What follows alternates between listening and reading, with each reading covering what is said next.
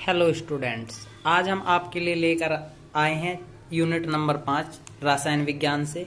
तो बच्चों, 4 यूनिट्स आप पिछली तक अब तक पढ़ चुके हैं। तो आपके लिए एक सबसे जरूरी और आवश्यक सूचना यह है कि सरकार ने कोविड-19 के चलते हुए आपके प्रत्येक चैप्टर से कुछ ना कुछ टॉपिक्स और अब की बार रसायन विज्ञान से 3 चैप्टर तक भी कम कर दिए हैं। तो आपके पास जो यूनिट नंबर 5 चलेगी, उस वाली यूनिट नंबर 5 को में से कुछ क्वेश्चंस को कम किया गया है, यानी कुछ हेडिंग्स हैं जो कम किए गए हैं। उन हेडिंग्स को हम आपको बता रहे हैं। तो बच्चों, वे हेडिंग्स हैं आपके समांगी उत्प्रेरक, विषमांगी उत्प्रेरक, सक्रियता, चयनात्मकता, एंजाइम, पायस और पायस के प्रकार। तो बच्चों, ये कुछ हेडिंग्स आपके पास थे: समांगी मिश्रण, विषमांगी मिश्रण, सक्रियता, चयनात्मकता, एंजाइम और पायस व पायस के प्रकार। तो ये टॉपिक्स अब की बार सरकार ने कोविड-19 के चलते हुए 2021 की जो परीक्षा आपकी बोर्ड की होगी उसमें से हटाए हैं। तो देखते हैं बच्चों, अब आपका पूरा चैप्टर है यूनिट नंबर 5। ये 5 अंक का ही चैप्टर होता था पहले भी और अब भी 5 अंक का ही है। चैप्टर का नाम है पृष्ठ रसायन। तो बच्चों, जो आपका पृष्ठ रसायन था ये 3 भागों में बटा हुआ था, ए, बी, सी। तो तीनों पार्ट थे। ए पार्ट था अधिशोषण, बी पार्ट था आपका उत्प्रेरक और सी पार्ट था आपका कोलाइड।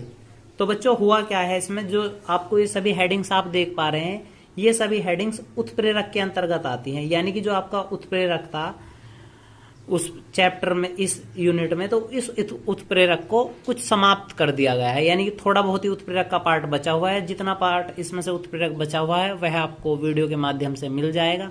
तो अब हम शुरू करते हैं आज का कार्य। तो बच्चों, देखते हैं पृष्ठ रसायन। तो सबसे पहले जो आपके चैप्टर का नाम है पृष्ठ रसायन, तो उसे कहते किसे हैं?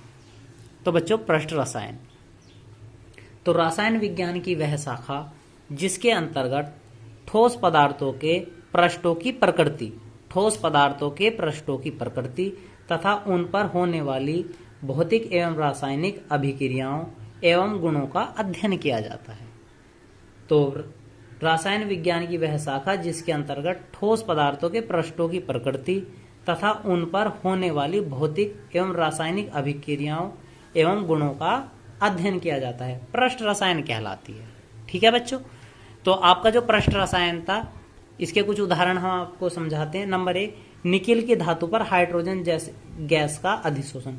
यदि हम निकिल धातु लेते हो तो उस पर जंग टाइप का कुछ चिपक जाता है। वो क्या चिपक जाता है बच्चों? हाइड्रोजन गैस चिपक जाती है। जैसे सिलिका जेल है, जेल द्वारा जल का अधिशोषण कर लिया जाता है। यदि हम सिलिका जेल, कहीं जल पड़ा हुआ हो, उस पर क्या करते हैं, सिलिका जेल को डालते हैं, तो वो क्या कर लेगा, जल को एकदम सोख लेगा, अधिशोषण कर लेगा। जैसे सोखता कागज, सोखता कागज जो गद्दे से टाइप का एक कागज आता है, यदि कहीं स्याही पड़ी रहे तो हम क्या करें, उसे सोखता कागज क्या है, उसे यदि उस पर घेर दिया जाए तो जो स्याही हो वो स्याही को क्या कर दे, एकदम खत्म कर दे। ठीक है बच्चों, तो यो सब था पृष्ठ रसायन। तो बच्चों, हमने पहले भी कहा पृष्ठ रसायन को कितने हिस्सों में बांटा गया? 3 में, अधिशोषण, उत्प्रेरक और कोलाइड। तो बच्चों, आज हम इसका पहला भाग पढ़ेंगे, अधिशोषण। ठीक है बच्चों, तो देखते हैं अधिशोषण। तो बच्चों, देखते हैं अधिशोषण। सूक्ष्म विभाजित अवस्था में किसी ठोस अथवा द्रव की सतह पर किसी पदार्थ के अणु, परमाणु या आयन द्वारा एकत्रित होना अथवा संधारित होना अधिशोषण कहलाता है। सूक्ष्म विभाजित अवस्था में, सूक्ष्म विभाजित मतलब बच्चों छोटी से छोटी अवस्था में किसी ठोस अथवा द्रव की सतह पर किसी पदार्थ के अणु, परमाणु या आयन का या तो एकत्रित होना या फिर क्या होना बच्चों, सांद्रित होना, क्या कहलावा है, अधिशोषण कहलाता है। जैसे इसका हम एक उदाहरण देखते हैं बच्चों। क्या है उदाहरण?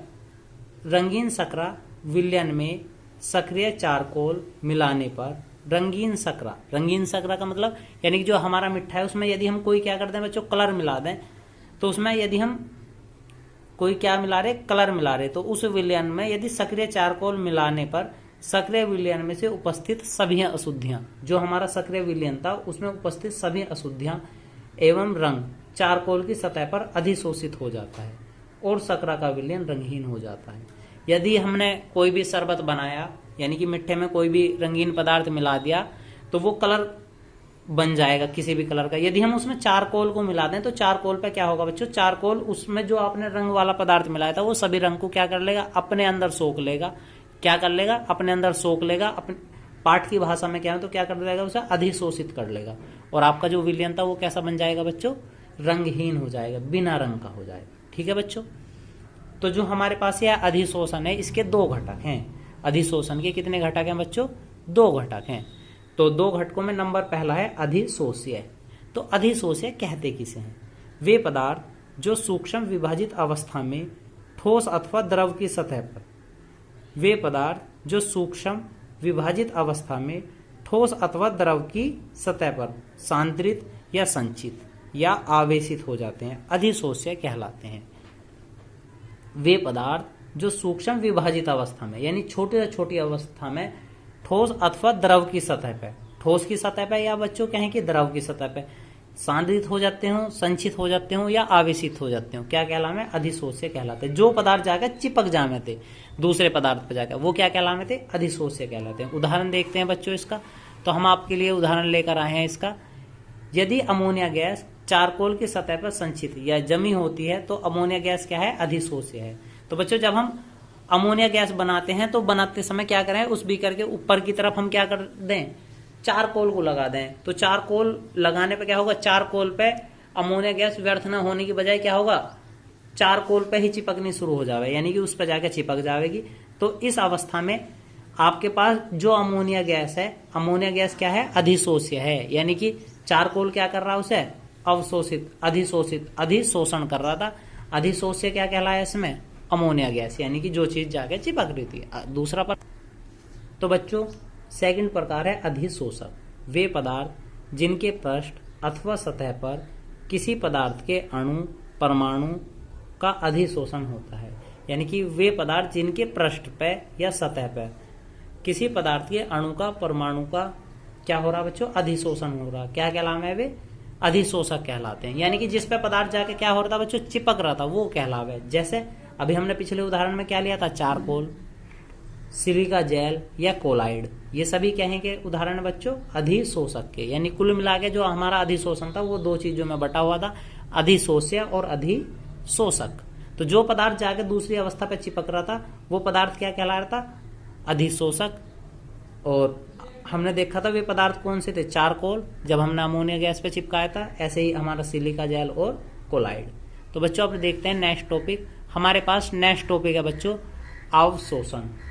अभी तक हमने पढ़ा था अधिशोषण, नया टॉपिक है बच्चों क्या, अवशोषण।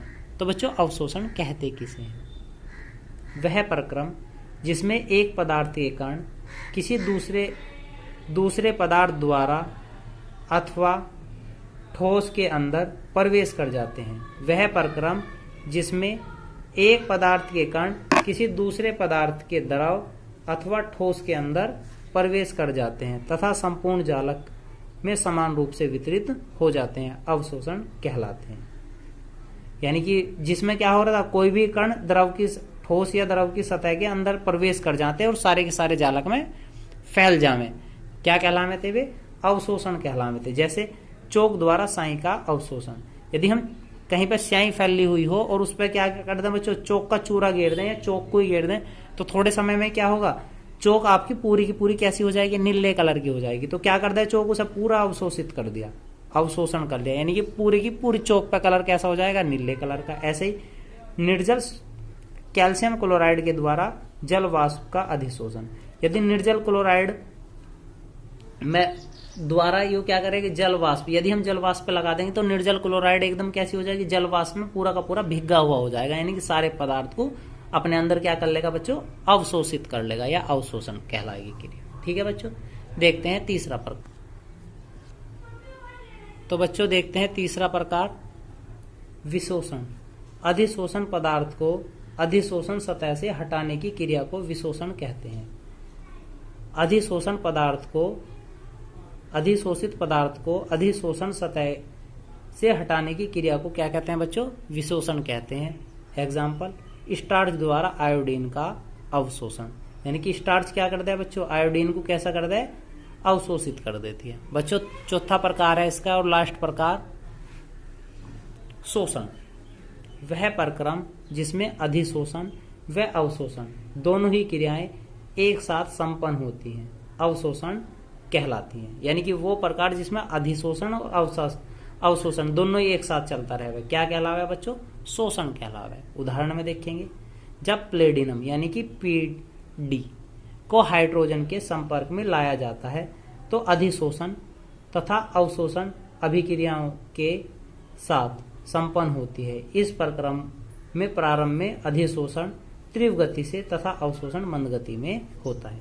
यानी कि जब प्लेडिनम को हम हाइड्रोजन के संपर्क में लावें तो एकदम क्या होगा? अधिशोषण और अवशोषण दोनों एक साथ होंगे, पर प्रारंभ में तो क्या होगा? अधिशोषण होगा जो कैसा होगा बच्चों? बहुत तेजी से होगा, तथा फिर क्या होगा? उसका अवशोषण होगा जो कैसा होगा?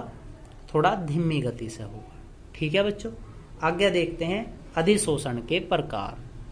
तो बच्चों अधिशोषण, ठोस पर गैसों का अधिशोषण केवल कितनी तरह से होता है बच्चों? 2 प्रकार का होता है, यानी कि 2 तरह से इसका प्रकार असर पड़ता है। देखते हैं बच्चों टॉपिक। तो बच्चों देखते हैं भौतिक अधिशोषण या वान डेर वाल अधिशोषण।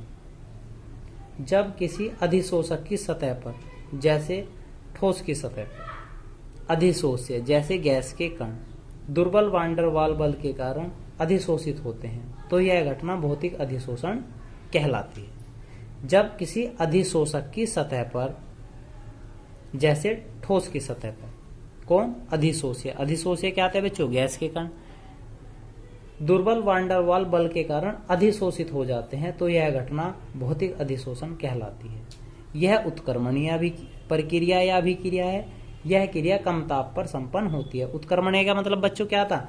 हम अभिकारक से क्रियाफल या अभिफल बना सकें और आपका उत्पाद से क्या बनाया जा सके? क्रियाकारक। यानी कि रिवर्स में जब किसी भी रासायनिक अभिक्रिया पे ऐसे तीर का निशान लगा रहे, इसे हम क्या कहें बच्चों? उत्क्रमणीय।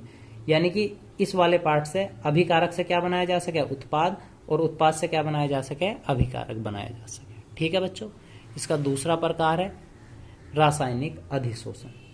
जब अधिशोषक की सतह पर अधिशोष्य जैसे गैस के अणु, परमाणु आदि रासायनिक बंध के समान बलों द्वारा अधिशोषित होते हैं तो यह घटना रासायनिक अधिशोषण कहलाती है। जब अधिशोषक की सतह पर अधिशोष्य जैसे गैस के अणु, परमाणु आदि रासायनिक बंध के समान बलों द्वारा अधिशोषित होते हैं तो यह घटना रासायनिक अधिशोषण कहलाती है। यह अनुत्क्रमणीय अभिक्रिया है। यह क्रिया उच्च ताप पर होती है। अनुत्क्रमणीय मतलब बच्चों जो हम अधिकतर अभिक्रियाएं पढ़ते हैं केवल अभिकारक से क्या बनाया जा सके? उत्पाद बनाया जा सके, ऐसी अभिक्रिया को कहते हैं। ठीक है बच्चों, अब देखते हैं अधिशोषण के अनुप्रयोग। तो बच्चों अधिशोषण के अनुप्रयोग हमारे दैनिक जीवन में अधिशोषण के उपयोग निम्नलिखित है। नंबर 1, गैस मास्क में। तो हम बच्चों गैस मास्क में कहाँ इसका यूज करते हैं? कोयले के खानों से निकलने वाली विषैली गैसें जैसे CO, CH4 आदि को दूर करने के लिए गैस मास्क सक्रिय चारकोल प्रयुक्त होते हैं। तो गैस मास्क जिसमें क्या लगा रहा है बच्चों? सक्रिय चारकोल लगा रहेगा।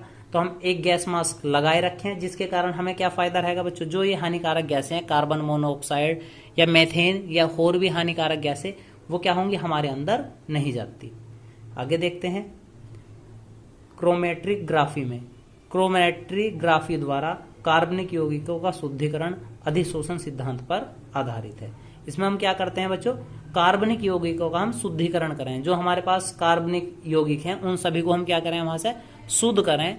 तो यो विधि क्या किस नियम पर आधारित है? अधिशोषण के सिद्धांत पर ही आधारित है। ठीक है बच्चों, नंबर 3 और लास्ट पॉइंट, आर्द्रता के नियंत्रण में सिलिका जेल एवं एल्यूमिनियम जेल का उपयोग नमी को दूर करने व आर्द्रता को नियंत्रित करने में किया जाता है। तो हमारा जो आर्द्रता को नियंत्रित करने में हम क्या करें? सिलिका जेल या एल्यूमिनियम जेल का जहां कहीं भी नमी रहे वहां पे क्या करते हैं? ऐसी चीज जो कि उपयोगिता बढ़ा दें तो जिसके कारण आर्द्रता कैसी हो जाए बच्चों? वहां से नमी कैसी हो जाए? दूर हो जाए। यानी कि ये नमी को खत्म करने के लिए होता है। तो बच्चों आज की वीडियो में बस इतना ही। अधिशोषण जो पृष्ठ रसायन पाठ का पहला भाग था, ए भाग, वो समाप्त हुआ। तो आज की वीडियो में बस इतना ही। यदि आपको कोई डिफिकल्टी हो तो आप कमेंट बॉक्स में कमेंट करके बताएं और अपने चैनल को सब्सक्राइब करें। धन्यवाद।